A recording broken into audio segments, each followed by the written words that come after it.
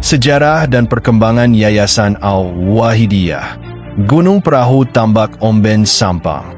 1. Masa rintisan 1992-1996. Perjalanan pendidikan di Al-Wahidiyah bermula pada tahun 1992. Pada saat itu, kegiatan utama adalah pendidikan tradisional berupa pengajian Al-Quran dan Kitab Kuning dengan metode sorogan.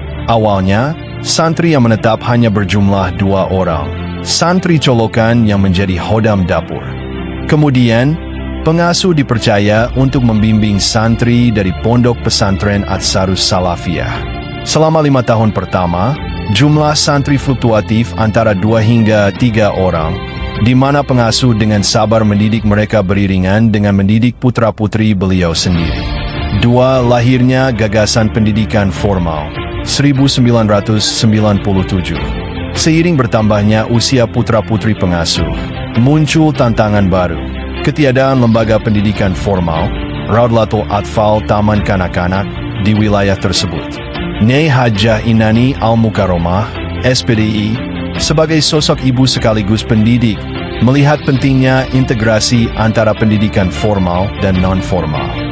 Meskipun saat itu terdapat stigma negatif dan fanatisme sempit di masyarakat terhadap sekolah formal yang diakui pemerintah, beliau tetap teguh pada pendiriannya. Dengan izin Allah Subhanahu wa Ta'ala dan dukungan penuh dari Kiai Haji Abdul Wafi Abdul Bar, pada tahun 1997 dibukalah Madrasah Ibtidaiyah sebagai bentuk ijtihad untuk masa depan generasi muda di Desa Tambak. 3. Perkembangan lembaga di bawah naungan yayasan. Berdasarkan aspirasi wali murid dan saran dari Departemen Agama, sekarang Kemenag, serta Diknas, lembaga-lembaga pendidikan baru pun didirikan secara bertahap. Lembaga pendidikan formal.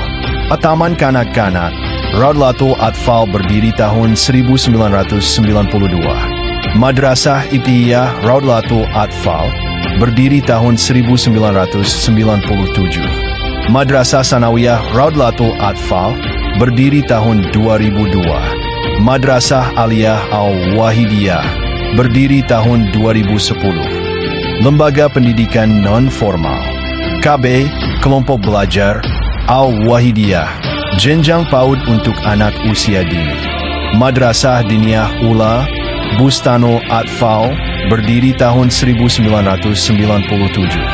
Madrasah Diniyah Wusto Bustano Atfal berdiri tahun 2002. 4. Filosofi nama dan tawasul. Penamaan Al-Wahidiyah diambil sebagai bentuk tawasul dan tafaulan, mengharap keberkahan kepada guru mulia pengasuh, yaitu Syekhona Kiai Haji Abdul Wahid Hudaifah, Nangger Sempal. Penggunaan nama ini adalah bentuk penghormatan dan dokumentasi sejarah hubungan spiritual antara murid dan guru. 5. Sosok di balik layar. Keberhasilan Yayasan Al-Wahidiyah tidak lepas dari kolaborasi harmonis antara Nyai Hajah Inani Al-Mukarramah, SPDI, sebagai pencetus ide dan penggerak utama.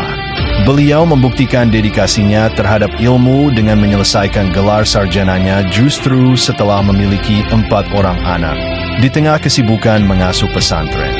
Kiai Haji Abdul Wafi Abdul Bar, pengasuh Pondok Pesantren Al-Wahidiyah yang selalu mendampingi, mendukung, dan memberikan penguatan dalam setiap langkah dakwah pendidikan ini.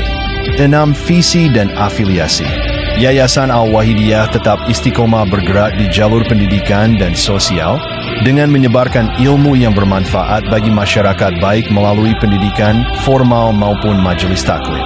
Seluruh gerak langkah yayasan ini bernaung di bawah paham Ahlus Sunnah wal Jamaah dan organisasi Nahdlatul Ulama, NU.